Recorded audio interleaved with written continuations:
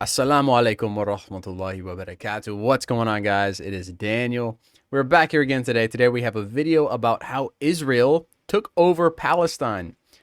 This is an ongoing conflict that I'm aware of, but honestly, I don't really know that much about it. Embarrassingly, this is my American identity coming out, right? The clueless American. I am aware this is an ongoing issue, like I said, and it's a deep one. Yeah, but I don't really know what led up to it, and I don't know the history about it. So I'm hoping to educate myself here so I can know more about it. And I saw that One Islam Productions made a video on this, so I thought I trust them to learn about it. So I want to check out this video and let's see what we can learn. The Palestinian Nakba, which means catastrophe in Arabic, refers to the forced displacement and expulsion of hundreds of thousands of Palestinians from their homes and land during and after the creation of the State of Israel in 1948. 1948. The Israeli attacks on Palestinian villages were brutal and indiscriminate. Israeli soldiers would often enter villages in the middle of the night, firing their weapons and throwing grenades. Civilians, including women and children, were often targeted, and many were killed or injured during the attacks. So what happened that Israel just created a state in 1948 and decided to kick out the Palestinians? Okay. The Nakba is commemorated annually on May 15th, the day after Israel declared its independence, and is recognized as a seminal event in Palestinian history. The destruction of Palestinian villages during the Nakba was not a random act of violence, but rather a deliberate policy of ethnic cleansing. Many of the Jewish militias that attacked Palestinian villages were acting on orders from the Zionist leadership, who saw the displacement of Palestinians as necessary for the establishment of a Jewish state. The Nakba was not just a war between two sides, but rather a systematic campaign to remove Palestinians from their land and replace them with Jewish settlers.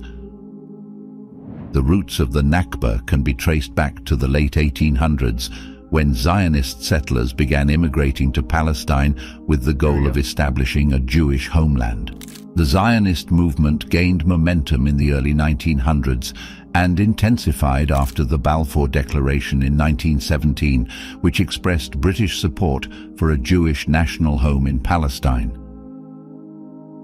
By the 1930s, tensions between Palestinian Arabs and Jewish settlers had escalated into violence and conflict. In 1947, the United Nations proposed the partition of Palestine into two states, one for Jews and one for Arabs. The plan was accepted by Jewish leaders but rejected by Palestinian leaders, who felt that it was unjust and would result in the displacement of Palestinians from their land. Despite objections from the Arab world, the UN General Assembly passed the partition plan in November 1947. The following year, on May 14, 1948, Israel declared its independence. Within hours, neighboring Arab countries, including Egypt, Jordan, Lebanon, and Syria, declared war on Israel in an attempt to prevent the implementation of the partition plan. Wow.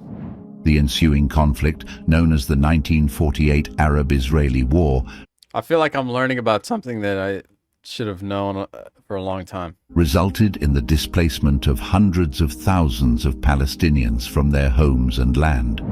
Palestinians were forced to flee their homes due to a combination of factors, including Israeli military attacks, massacres, and intimidation. Many were driven out at gunpoint while Israeli soldiers forcibly removed others. Those who remained in their homes were often subjected to violence and harassment. By the end of the war, an estimated 750,000 Palestinians had been forcibly displaced and over 500 Palestinian villages had been destroyed. Here are a few examples of how bad the destruction and violence in these villages is. Deir Yasin. Deir Yasin was a Palestinian village located just outside Jerusalem. On April 9, 1948, Zionist militias, including members of the Irgun and Lehi groups, attacked the village. The attack was brutal, with reports of rape, mutilation, and the killing of unarmed civilians. The number of casualties is still disputed, with Palestinian sources claiming that over 100 people were killed, while Israeli sources claim that the number was closer to 40. So my question is, why didn't Palestine have like an army, or did they at this time? It seemed like they were just unarmed, sitting ducks, and the Zionists, I'm kind of afraid to say that word, to be honest, on YouTube. They came over and just forced them out with violence. But I'm wondering, like, why couldn't they fight back? Did they not have organized military? Like, where were the men at? The attack on Deir Yassin had a profound... Or maybe they did fight back, but it wasn't enough. What was the deal? Were they outmanned? Were they outgunned? What was the deal? Impact on the Palestinian psyche, and it is often cited as an example of Zionist brutality towards Palestinians. The village was completely destroyed, and the remaining residents were forced to flee. Today, the site of Deir Yassin is a commemorative site, with a museum and a monument to the victims of the massacre. Lifta. Lifta was a Palestinian village located on the outskirts of Jerusalem. The village was known for its natural springs and beautiful architecture, with many of the buildings featuring traditional Palestinian stone masonry. During the 1948 war, the Israeli army captured Lifta, and the remaining residents were forced to flee. Today, Lifta is one of the few remaining Palestinian villages that was not completely destroyed during the Nakba. However, the village has been abandoned for decades, and its buildings are in a state of disrepair. There have been plans to demolish the village and replace it with luxury housing developments, but these plans have been met with resistance from activists who want to preserve the village's historical and cultural significance. Safuria. Safuria was a Palestinian village located in the Galilee region of Israel. The village was known for its olive groves and its historical significance, with the remains of a Roman-era synagogue located nearby. During the 1948 war, Safuria was attacked by Zionist militias, and the remaining residents were forced to flee. So wait, that just said that inside of this village there was a synagogue, so there were Jews living there? Did I get that right? The village was known for its olive groves and its historical significance, with the remains of a Roman-era synagogue located nearby. Oh, a Roman-era synagogue. During the 1948 war, Safuria was attacked by Zionist militias, and the remaining residents were forced to flee. Today, Safuria is an Israeli town called Tzipori, with no visible signs of its Palestinian past. However, the remains of the village can still be seen in the surrounding countryside, with the ruins of houses and the remains of olive trees serving as a reminder of the village's past. Tarshiha. Tarshiha was a Palestinian village located in the Galilee region of Israel. The village was known for its olive groves and its historical significance, with the remains of a Crusader-era castle located nearby. During the 1948 war, Tarshiha was attacked by Zionist militias, and the remaining residents were forced to flee. Today, Tarshiha is an Israeli called Kfar Vradim, with no visible signs of its Palestinian past. However, the remains of the village can still be seen in the surrounding countryside, with the ruins of houses and the remains of olive trees serving as a reminder of the village's past. The consequences of the Nakba have been devastating for the Palestinian people. The forced displacement and loss of land and property have resulted in a diaspora of Palestinians, with many forced to live in refugee camps in neighboring Arab countries. Palestinians who remained in Israel after the Nakba were subjected to discriminatory laws and policies, including the confiscation of their land and the denial of their basic rights.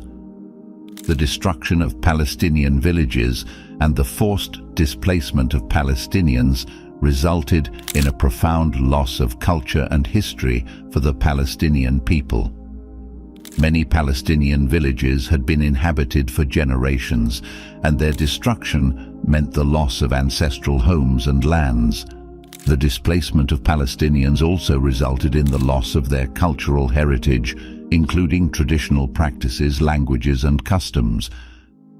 The erasure of Palestinian history and culture is a common theme in the stories of the destroyed villages.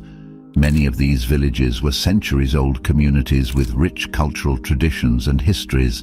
The destruction of these villages not only displaced their residents, but also erased their cultural identity.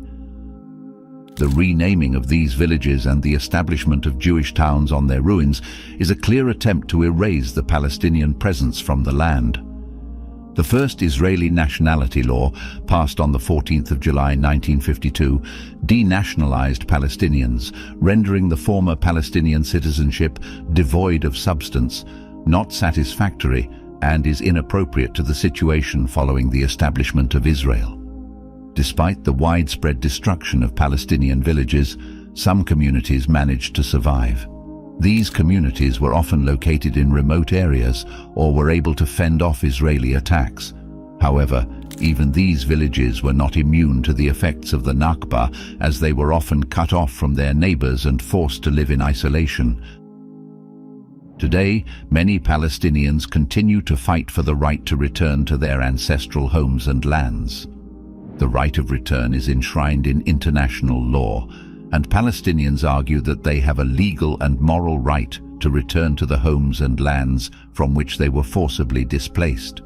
However, Israel has consistently rejected the right of return, and the issue remains a major source of tension and conflict in the region.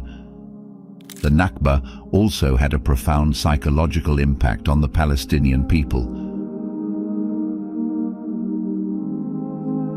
Okay. Now I understand more of what's going on there. I understand more. I knew that basically Israel was claiming that it was their land, and then the Palestinians were actually already there. I knew that much.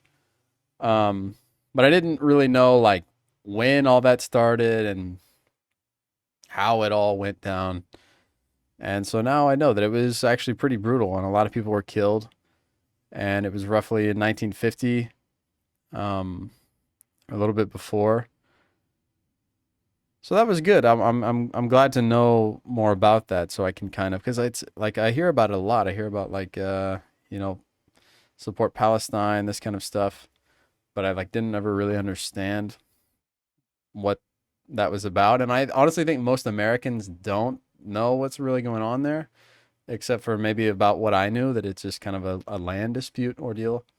So it's good to see the history. I definitely never learned any of this in American public school.